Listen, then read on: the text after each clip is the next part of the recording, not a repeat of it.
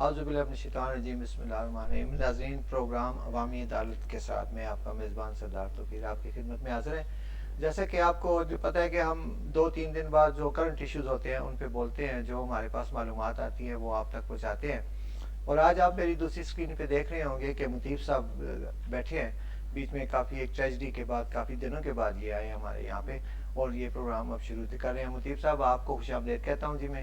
Thank you so much for having me. اور آپ کے ساتھ جو ٹریجڈی ہوئی ہے وہ تو ناقابل بیان ہے، لیکن افسوس بہت ہے انشاءاللہ، لیکن امید ہے کہ آپ اس سے بالکل سر، وہ ایک ایسا صدمہ ہے کہ وہ تو ساری زندگی اب رہے گا، ساری زندگی اب رہے گا۔ تو آپ سب سے ریکویسٹ ہے دعاؤں کی، چونکہ میرے والد صاحب کی ڈیتھ ہو گئی تھی، اس وجہ سے میری ساری ایکٹیویٹی ختم ہو گئی تھی، سڈنلی ہوئی ہے تو میں کوئی بھی ایکٹیویٹی نہیں کر سکا، تو بڑا مشکل تھا۔ تو ابھی بھی لائف گزارنی ہے، لیکن وہ دکھ تو ساتھ ہی رہے گا، نہ ہی ان کی جگہ کوئی لے سکتا ہے۔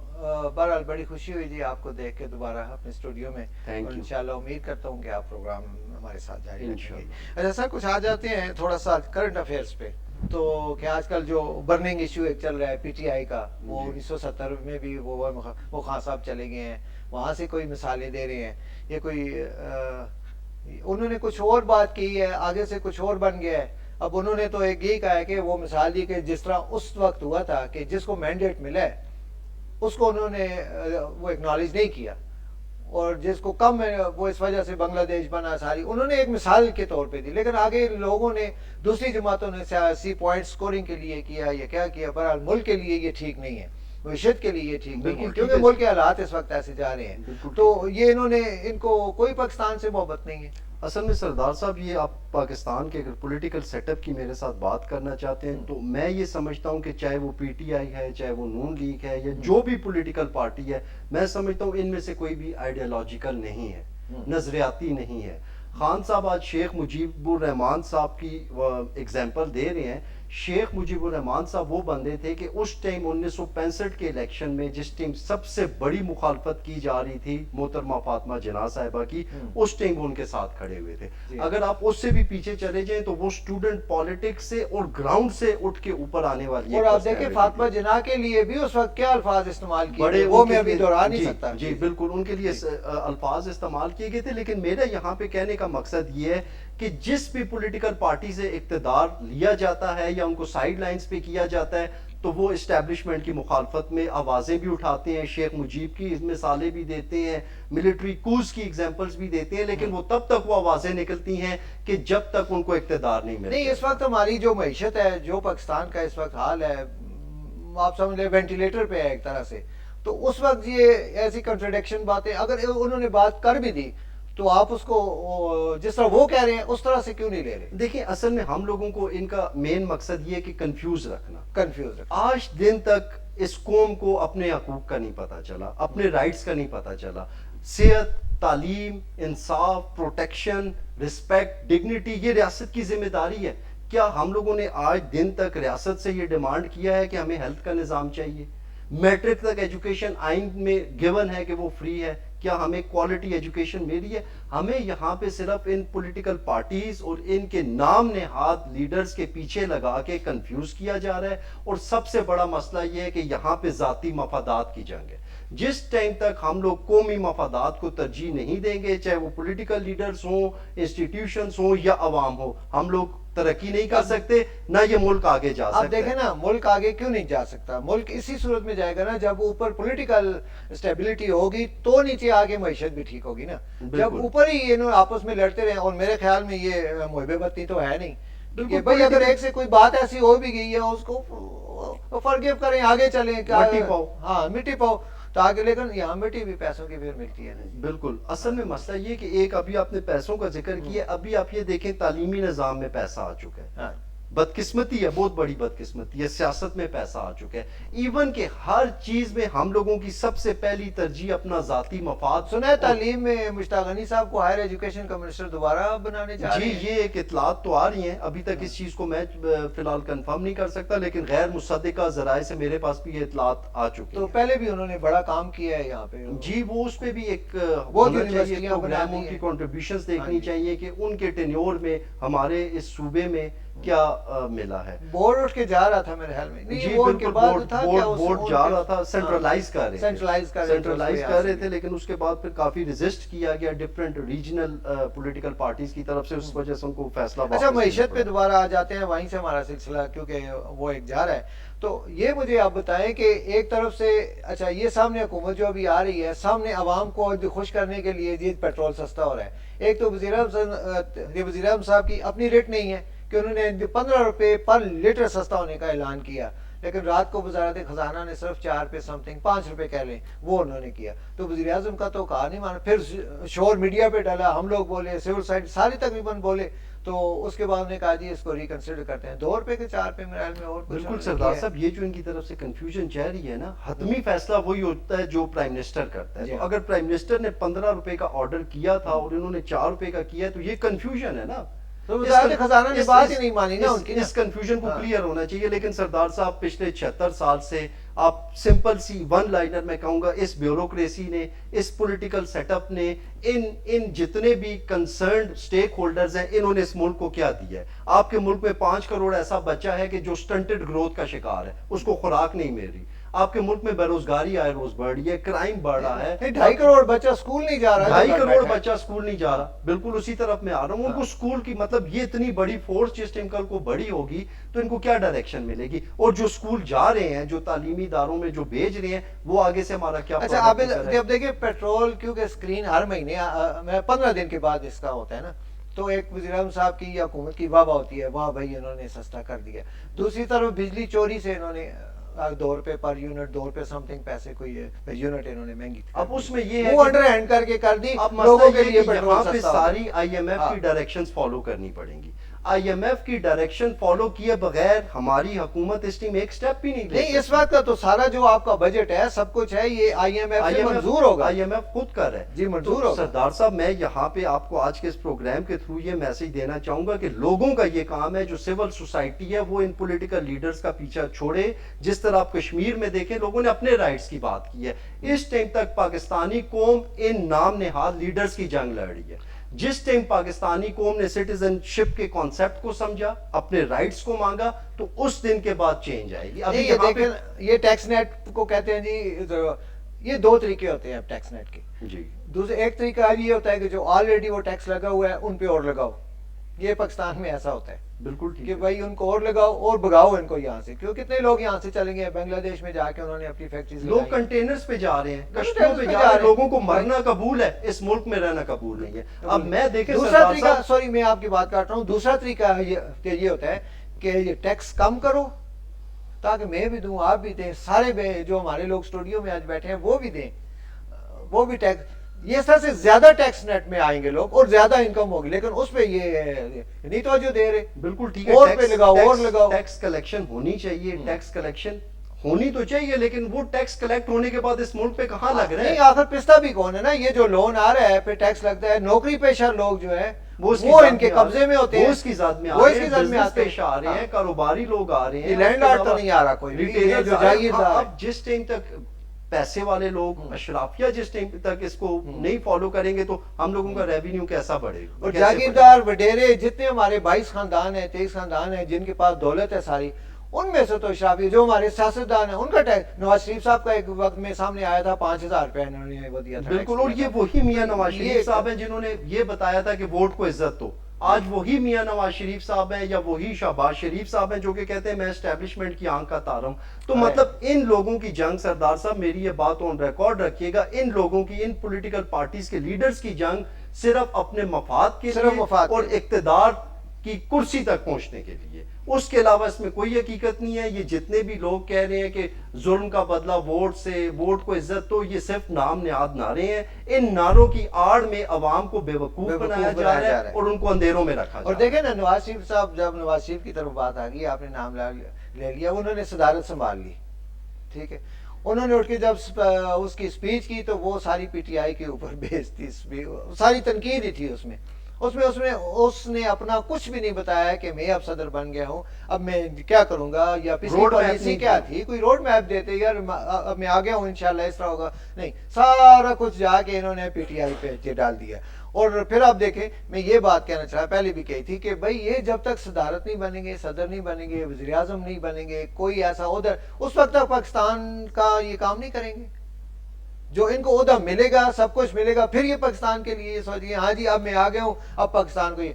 अब इलेक्शन से पहले आप देखें कितना शोर मचा हुआ था कि प्राइम मिनिस्टर नवाज शरीफ जी, वो नवाज शरीफ आ जाएंगे तो ये हो जाएगा तो वो हो जाएगा। वो जब एक यहाँ से वो शहजादा गुलजार साहब से भी हार गए, यहाँ से कॉन्टेस्ट किया था मानसेरा से NA-15 से, और वहां से डॉक्टर यास्मीन राशिदा जी उनके साथ लाहौर से, वो भी कंट्रोवर्शियल है अभी तक। वो भी कह रहे हैं कि वो सीट के हारे हुए हैं, लेकिन अभी तक वो खोल रहे हैं। जैसे इस्लामाबाद की 3 सीटों के वो फॉर्म 45 जो है वो उनके पास है ही नहीं है। यही 47 वाले ये लोग हैं सारे। इलेक्शन मैनेजमेंट सिस्टम बैठ के कभी ये लोग कहते हैं आरओ का इलेक्शन है, कभी ये लोग क्या कहते हैं, कभी ये लोग क्या कहते हैं। बस ये जो लाडलाइज्म है इसको खत्म होना चाहिए, कोई लाडला नहीं होना चाहिए। और अवाम में ये शऊर होना चाहिए कि जिन लोगों को वो असम्बलीज में भेज रहे हैं वो आगे जाके असम्बलीज में उनकी ड्यूटीज क्या है, उनकी जॉब क्या है। यहाँ पे एक बंदा MLA बनता है, लोग उससे गली के नाली और इन आम डेवलपमेंट पैसे बनते हैं ना जी, पैसे बनते हैं ना उनमें से, ये क्यों लेते हैं वो? ये तो निचली सतह के लोगों का काम है, लोकल गवर्नमेंट का काम है, यूसीज का काम है।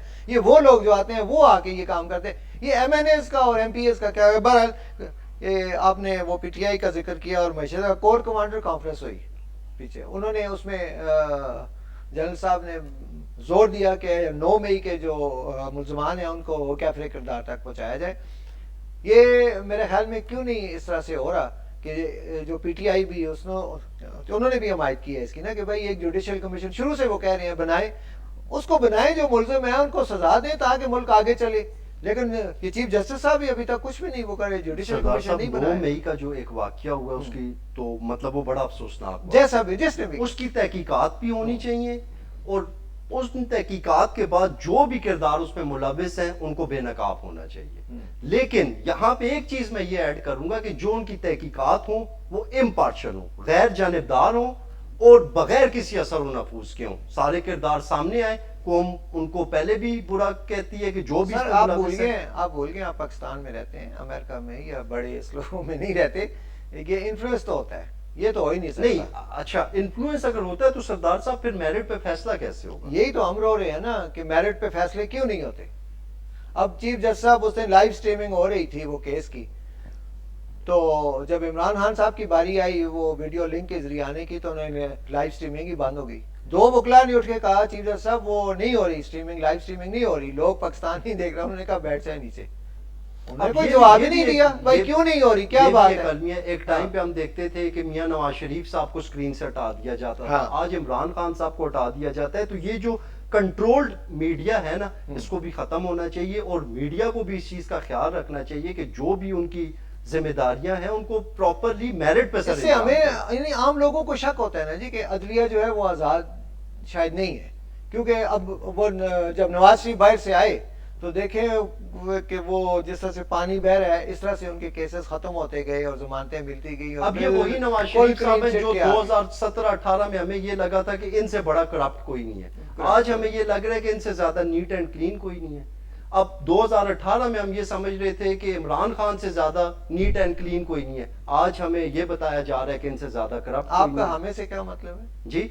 आपका हमें से क्या मतलब है? मतलब ये हमको लग रहा है नहीं, ये दिखाया जा रहा है ना, दिखाया जा रहा है, एक तासुर दिया जा रहा है, एक बयानिया बनाया जा रहा है, एक नैरेटिव बिल्ड किया जा रहा है। तो कौम को इस चीज को समझने की जरूरत है कि इस टाइम कोई भी नजरियाती यहाँ पे नहीं है। सब यहाँ पे मैं अगर ये कहूँ कि यहाँ पे सारा जो भी सीन हो रहा है वो टोपी ड्रामा है, इसमें कोई हकीकत नहीं है। कोई अवाम को किसी किस्म का रिलीफ नहीं मिलेगा जब तक अवाम खुद अपने हकूक के लिए पुरान तरीके से एक बेहतरीन अच्छे तरीके से समझ अपने राइट्स के लिए बात नहीं करेगी।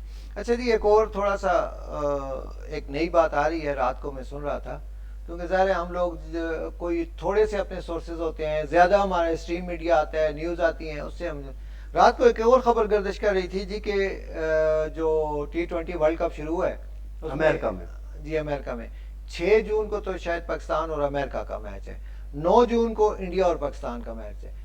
اس میں یہ بات آ رہی ہے کہ کچھ لوگ بتا رہے تھے رات کو اسٹریم میڈیا پہ بھی یہ آ رہا تھا کہ 8 جون کو جی کچھ پی ٹی آئی کے لوگ جو ہیں وہ ٹرکوں پہ وہ بینرز وغیرہ لا کے تو فوج مخالف نعرے وغیرہ تو اس طرح سے وہ لگائیں گے. یہ ایک دم پہلے سے کیسے پتا یہ چل گیا اور یہ نئی بحث اب چھڑ جائے گی؟ بالکل ٹھیک ہے، لیکن اس میں یہ چیز کلیئر ہونی چاہیے کہ اس طرح کے جو ماحول ہوتا ہے یا اس ٹائپ کے جو پرابلمز ہوتے ہیں ان میں کوئی تھرڈ پارٹی بھی. اب جو ٹکٹ چل رہا تھا ٹی وی پہ نا وہ یہ چل رہا تھا کہ پی ٹی آئی نے یعنی احتجاج کی ایک وہ کالی. سردار صاحب اب ایک دم جوڑنا میرے خیال میں یہ ٹھیک نہیں ہے. یہ ٹھیک نہیں ہے. یعنی میں تھوڑا سا امریکہ کو جس طرح ڈونلڈ ٹرمپ آج کل بڑے لائم لائٹ میں، امریکہ کی پالیٹکس میں بھی اسٹیبلشمنٹ کا حد سے زیادہ عمل دخل ہے. بالکل عمل دخل. وہاں پہ کیپٹل ہل پہ جو اٹیک ہوا تھا آپ اس کو دیکھ لیں. اس کے علاوہ وہاں پہ وہ بھی یوز کرتے ہیں اپنی. ابھی ڈونلڈ ٹرمپ کا جو فیصلہ آیا ہے جو اس کو 34 کیسز میں اس کو گلٹی قرار دیا گیا ہے، اس نے کہا ہے یہ نہیں یہ تو جج کرپٹ ہے، یہ تو جو بائیڈن جو امریکی صدر ہے وہ ساتھ مل کے تو اس نے یہ مجھے یہ انتقام کا نشانہ دیکھ لیں. یہ چیزیں اب اسی طرح بنگلہ دیش کے جو الیکشنز ہوئے ساری اپوزیشن کو جیلوں میں ڈال دیا گیا. تو اسٹیبلشمنٹ ڈائریکٹلی یا انڈائریکٹلی انوالو تو ہے، ٹھیک ہے، لیکن میرے کہنے کا مطلب یہ ہے کہ یہاں پہ ہم لوگوں کو یہ پارٹی کے فلیگ کے نیچے سے ہٹ کے اپنے حقوق، قانونی حقوق کے فلیگ کے نیچے کھڑا ہونا چاہیے. اچھا یہ مولانا صاحب کو کیا ہو گیا جی؟ مولانا صاحب بیسیکلی اب وہ میرے خیال میں آج کل حکومت میں نہیں ہے. میرے خیال میں کچھ ان کو کچھ اچھی باتیں کوئی سچ بولنے لگے ہیں. اصل میں وہ یہ بیسیکلی وہ یہ کہنا چاہ رہے ہیں، وہ جو اس ٹائم پہ جو وہ بات کر رہے ہیں وہ بات ٹھیک کر رہے ہیں. وہ یہ کہہ رہے ہیں کہ جو جس بندے کا کام ہے right man for the right. جب پی ڈی ایم بنی تھی اس وقت ان کو نہیں یاد تھا؟ اس ٹائم بھی ان کو یہ چیزیں یاد تھی. لیکن سردار صاحب مسئلہ پھر وہ اقتدار والا ہی آ جاتا ہے نا. یہاں پہ ساری بات اقتدار کی ہے. جس کو اقتدار مل گیا اس کی جو ٹون ہے یا جو اس کی سپیچ ہے وہ ڈیفرنٹ ہوگی. آپ تاریخ اٹھا کے دیکھ لیں، بہت کم ایسے لوگ ہوں گے کہ جو اقتدار کے لیے نہیں جینورلی نظریات کے لیے کھڑے ہیں. اچھا ملک ریاض صاحب کا بڑا آ رہا ہے جی. ابھی پوری طرح وہ کھل کے سامنے آئیں گے نہیں آیا، لیکن سنا ہے کہ زرداری صاحب گئے ہیں وہاں کسی پاورفل آدمی کا وہ لے کے پیغام لے کے کہ بھائی تم آ جاؤ ادھر. تو اس نے کہا میں سلطانی گواہ نہیں بنوں گا، میں نہیں. اس لیے ان کے آفیسز پہ چھاپا وغیرہ بھی لگا ہے. اچھا یہ جو ان کا لینڈ کا جو مسئلہ ہے نا وہ ابھی کا نہیں ہے، یہ بہت پہلے کا ہے، لیکن وہ سب کو نوازتے رہے ہیں اس لیے آنکھیں سب نے بند کی ہوئی تھی. اور اب شاید وہ سلطانی گواہ نہیں بن رہے. یہ میرے حل میں پیٹی ہے کہ ملک ریاض صاحب بیسیکلی ابھی تک ان کی کوئی بھی چیز سامنے نہیں آ رہی. انہوں نے اپنا ایک میڈیا ہاؤس بھی بنایا ہے. نہیں ٹویٹر تو انہوں نے کیا ہے، ٹویٹ تو کیا انہوں نے کہ بھائی یہاں پہ اصل میں بہت سارے ٹویٹس آ جاتے ہیں لیکن بعد میں پھر انہی ٹویٹس کو جو ہے نا ان سے یو ٹرن لے لیا جاتا ہے. تو جس ٹائم تک ملک صاحب خود ایک پریس کانفرنس نہیں کر دیتے، فیکٹس سامنے نہیں لے آتے، چیزوں کو کلیئر نہیں کر دیتے، تو اس چیز پہ بات کرنی قبل از وقت ہوگی. ٹھیک ہے سر. تھوڑا سا گندم پہ میں آپ سے جاننا چاہوں گا سردار صاحب. یہ میرا ایک کوشچن ہے کہ یہ گندم کا ایک سکینڈل بنا ہے، اس پہ ذرا آپ روشنی ڈالیں کہ یہ کسان کے ساتھ کیوں، اس ملک میں صرف غریب اور کمزور کے ساتھ کیوں زیادتی ہوتی ہے؟ سر بجلی بہت مہنگی ہو گئی ہے آگے. آپ کو بتا دوں رات کو بھی انہوں نے 2-3 دن پہلے چھپ کے اور مہنگی کر دی ہے، ابھی اور زیادہ مہنگی ہو رہی ہے. پیٹرول سستا ہو رہا ہے، بجلی مہنگی ہو رہی ہے. وہ اس کو بیلنس کر دیتے ہیں نا، تو اس لیے روشنی ڈالنا ذرا سا مشکل ہو جائے گا. بہرحال بات کر دیتے ہیں. چلیں آپ کو لالٹین کی روشنی کے نیچے. ہاں جی یہ جی کہانی شروع ہوتی ہے پنجاب سے. اور جب پنجاب کا ریٹ جب فکس ہوا ہے 3900 روپے فی من کے حساب سے، انہوں نے ٹھیک ہے جی. وہ کسان جب اپنی گندم لے کر آیا ہے تو اسے کوئی لے ہی نہیں رہا. اس کہہ رہے ہیں جی ہمارے پاس پیسے ہی نہیں ہیں. اچھا پہلے کہتے جی پیسے نہیں ہیں، پھر انہوں نے کہا جی سٹور کرنے کے لیے ہمارے پاس جگہ نہیں ہے. لیکن جب اصل کہانی کھول کے سامنے آئی تو وہ یہ تھا کہ جب نگران حکومت تھی انہوں نے باہر سے کوئی میرے خیال میں 48 کے 45 ٹن گندم امپورٹ کی. بڑی مقدار میں امپورٹ کی کہ 34 سے اس طرح مجھے اب پوری طرح وہ یاد نہیں رہا کیونکہ وہ اتنے فگر چل رہے ہیں نا کہ مس ہو رہا ہے. اچھا بہرحال جی وہ اتنی زیادہ گندم انہوں نے امپورٹ کر دی کہ اپنا کسان ہمارا ہاتھ رول گیا. تو جب اپنے ملک میں گندم تھی تو امپورٹ کیوں کی گئی، درآمد کیوں کی گئی؟ وہ اس لیے کی گئی کہ اس میں پیسے انہوں نے کھانے تھے نا. یہ اس کی رپورٹ کمیٹی بھی بنی، اس نے رپورٹ بھی دی کہ جی یہ بالکل ایلیگل. ایک ہے محمود خان، ریٹائر کیپٹن ہے شاید وہ محمود خان، اس کا اس میں بڑا وہ عمل دخل تھا. اور اس نے بالکل وہ کلین چٹ کی طرح سائڈ پہ ہو گئے. اور جو کمیٹی آئی ہے انور کاکڑ صاحب کو بھی نہیں بولا. حالانکہ یاد ہے حنیفہ بھائی صاحب وہ ہوٹل میں مل گئے تھے, انہوں نے کہا تھا تم نے گندم میں بھی تم نے بھی اربوں روپے, تو جس کے جواب میں انہوں نے بولا تھا آپ تو فارم 47 والے ہیں, میں دکھا دوں تو آپ کے منہ نکالیں. دونوں سچ بول رہے تھے, سچ دونوں بول رہے تھے. لیکن بہرحال جی یہاں ہمارا حال یہ ہے کہ کوئی کسی کو سزا جزا کا سسٹم ہے ہی نہیں ہے. اچھا وہ پھر اس لیے ہوا جی کہ ہمارے گنڈا پور صاحب کو بڑا رحم آ گیا, انہیں یار پنجاب کا کسان جو ہے وہ تو رل گیا, اس کی گندم بھی خراب ہو گئی, انہوں نے بڑا دھرنا شرنا یہ وہ دے دیا تھا. تو وہ بھاگا بھاگا کسان ادھر سے اپنی گندم لے کر تقریباً موسٹلی وہ لوگ یہاں آگے کے پی میں آگے, کچھ ہری پور حویلیاں اور منصیرہ گودیم سے بڑے ٹرکس وغیرہ یہاں پہ لائنوں کے حساب سے کھڑے تھے. جب یہاں پہ آگے وہ خوش ہو کے آئے کہ بھائی یہ چلے ٹنوں کے حساب سے وہ لے آئے, ایک کسان 5-5-6 ٹرک لے کر آ گیا.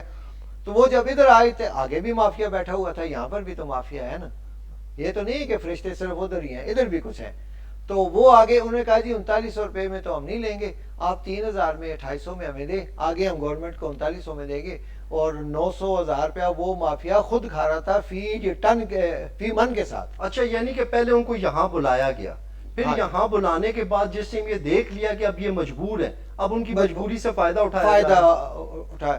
وہ خیر ان کے ٹرکس وغیرہ کھڑے رہے, جب انہوں نے دیکھا کہ گندم تو خراب ہو گیا, پھر اس کے بیچ میں مڈل مین پھر آ گئے.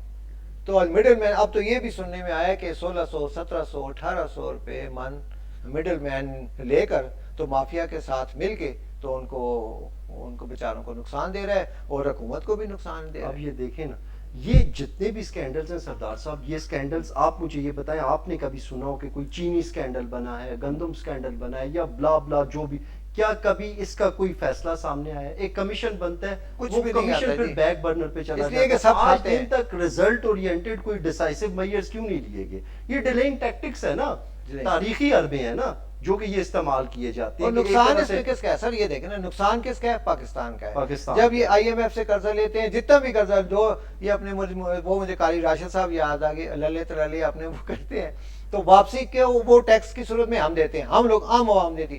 اب عام عوام کو بھی نہیں سمجھ آتی کہ یہ کیا چکر ہے. یہ بار جس طرح آزاد کشمیر کے لوگ اٹھ کے باہر آئے ہیں, اور جو بجلی اور آٹا جس طرح سے ان کی یہاں بھی ہو نا, یہ بھی لوگ آئے نا, ٹھیک ہے پرامن رہ کے احتجاج کریں, لیکن آ کے اپنا کچھ بتائیں تو صحیح کہ ہاں یار ہم بھی انسان ہیں. ہر چیز کلیئر ہونی چاہیے نا, ہر چیز کلیئر ہونی چاہیے, ہر چیز میں اپنے مطلب ذاتی مفادات سے نکل کے قومی مفادات کو ترجیح دیں. اللہ کرے جی ہمارے سیاستدانوں کو, ہمارے ان لوگوں کو عوام کا خیال آ جائے, اسلام کا خیال آ جائے, مذہب کا خیال آ جائے کہ بھئی کل اللہ کے آگے جا کے ہم نے کیا بیان, وہاں پہ کس منہ سے جائیں گے. یہ بالکل عارضی سی زندگی ہے. عارضی سی لیکن زندگی سب ہے. سے بڑا مسئلہ سردار صاحب, آپ شاید پروگرام ختم کرنے والے ہیں, جی. مجھے یہ فیل ہوا ہے ہم لوگوں کے دلوں سے موت کا خوف نکل گیا. یہی بات, جس دن لوگوں کے اندر موت کا خوف آ گیا نا, اور لوگوں کو یہ پتا چلا کہ اگلے لمحے کا بھی ہمیں نہیں پتا, تو چیزیں ٹھیک ہو جائیں گی. انشاءاللہ اگلے پروگرام میں جی آپ کے ساتھ پھر کسی اور سبجیکٹ جتنے یہ جمع ہو جائیں گے انشاءاللہ اس پہ بات کریں گے. امید کرتا ہوں کہ آپ کو کچھ نہ کچھ اویئرنیس ہماری باتوں سے معلومات ملے. مطیب صاحب ایک دفعہ پھر آپ کو خوش آمدید کہتے ہیں اپنے پروگرام میں انشاءاللہ. امید کرتا ہوں کہ آپ اب کنٹینیو کریں گے انشاءاللہ. یہ میرا مشن ہے. تب تک کے لیے اجازت دیجیے جی, خدا حافظ. اللہ حافظ.